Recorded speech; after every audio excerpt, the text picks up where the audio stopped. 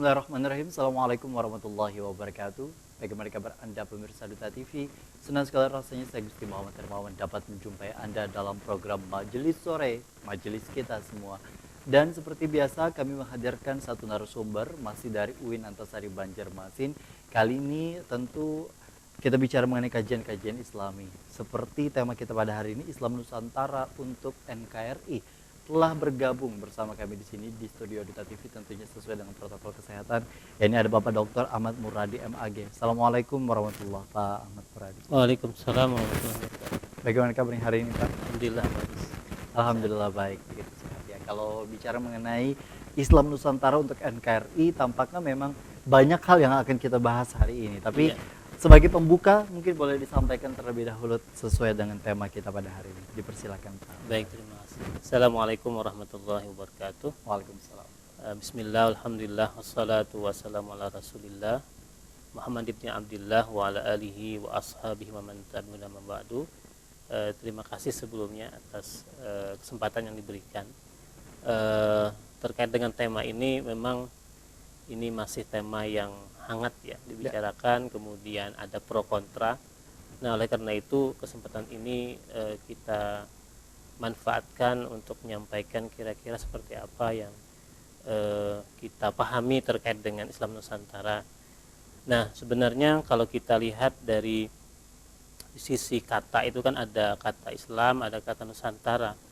Ini adalah terkait dengan bagaimana realitas pemahaman keagamaan atau ekspresi ya kultur keagamaan terkait dengan Islam itu sendiri di Nusantara. Nah, kita ketahui bahwa ada beberapa istilah-istilah ya yang muncul yang itu tidak ada di negara lain gitu.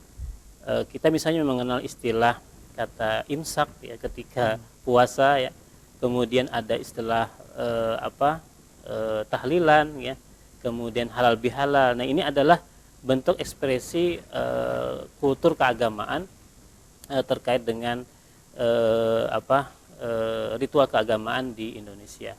Jadi sebenarnya Islam Nusantara ini adalah satu hal yang dari sisi nama itu ya baru gitu ya. Itu kalau tidak salah itu di tahun 2017 disampaikan istilah itu, tetapi sebenarnya konsep atau juga pemahaman terhadap mengarah kepada Islam Nusantara itu sudah lama ya ada di Indonesia. Misalnya di tahun sebelum 1926 itu sudah ada gerakan-gerakan yang terkait dengan pemahaman keagamaan ya. Misalnya pada tahun itu kan masih pada masa penjajahan ya. Kemudian ada gerakan-gerakan pemurnian ajaran Islam.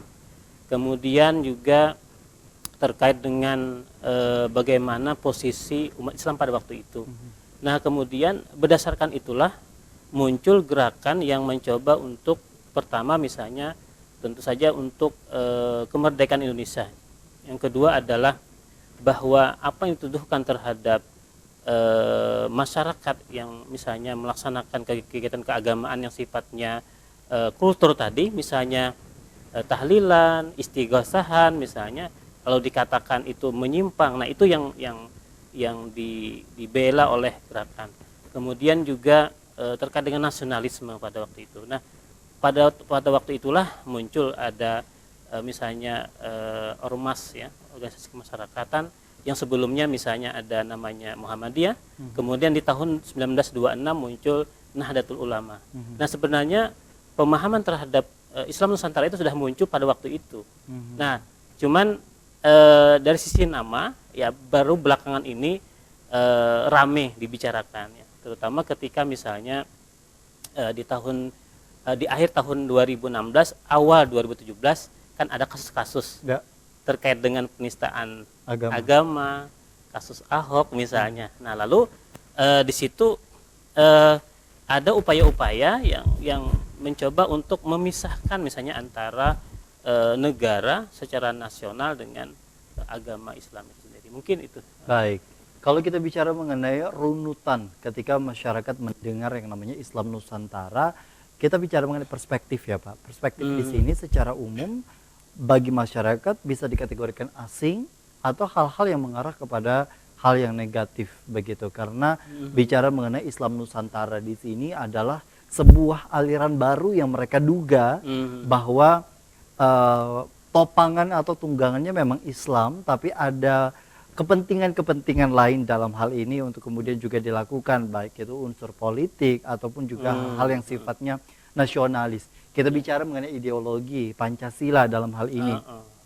Untuk kemudian juga kita kenal dengan istilah Pancasilais dan lain sebagainya. Tapi kita merunut secara satu persatu agar tayangan ini kemudian juga bisa meluruskan dari hal-hal yang sifatnya stigma negatif di tengah-tengah masyarakat. Kalau bicara mengenai Islam Nusantara, tadi sudah disebutkan sejarahnya panjang sebenarnya. Hanya namanya saja yang kemudian juga cukup baru dikenal dari beberapa tahun belakangan. Tapi kalau kita bicara mengenai Islam Nusantara, istilah Islam Nusantara di sini adakah pencetus awal mulanya dua kalimat ini Pak, dua kata ini untuk kemudian juga terekspos ke media begitu, sehingga masyarakat ada yang merasa resah dan ada yang merasa setuju dengan kondisi seperti ini. Iya, betul sekali tadi disampaikan bahwa memang istilah ini adalah istilah baru, tapi secara konsep sudah ada ya, pemahamannya sudah ada di awal seperti yang kita sampaikan sebelumnya. Nah, seperti yang kita sampaikan tadi, misalnya di awal tahun 2017 itu kan ada kasus-kasus gitu ya. Nah, pada waktu itu yang mencetuskan pertama itu adalah Profesor Dr. Kiai Haji Said Abdul Siraj gitu, mengatakan bahwa seperti itu. Dan tujuannya itu adalah ada dua. Pertama, Islam Nusantara itu mengarah kepada atau memperhatikan dari aspek keumatan, keislaman.